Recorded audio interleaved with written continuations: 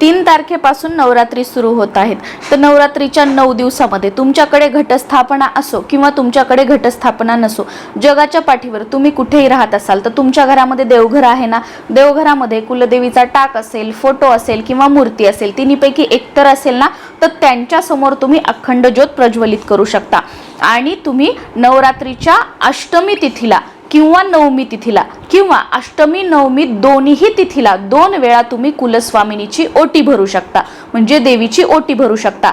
घटस्थापना असेल किंवा नसेल तुमच्या घरी केलेली तरी सुद्धा. आणि या 2 तिथीला, या 2 दिवशी जर तुम्हाला ओटी भरणं शक्य झालं नाही तर तुम्ही पंचमी तिथीला भरू शकता. पंचमी तिथीला सुद्धा भरणं शक्य झालं नाही तर या नवरात्रीच्या 9 दिवसामध्ये कोणत्याही दिवशी, कोणत्याही तिथीला तुम्ही तुमच्या कुलदेवीचा मान सन्मान करू शकता, कुलदेवीची ओटी भरू शकता. किंवा तुम्ही दररोज 9 दिवस कुलदेवीची ओटी भरली तरी सुद्धा चालेल, सोन्याहून पिवळं.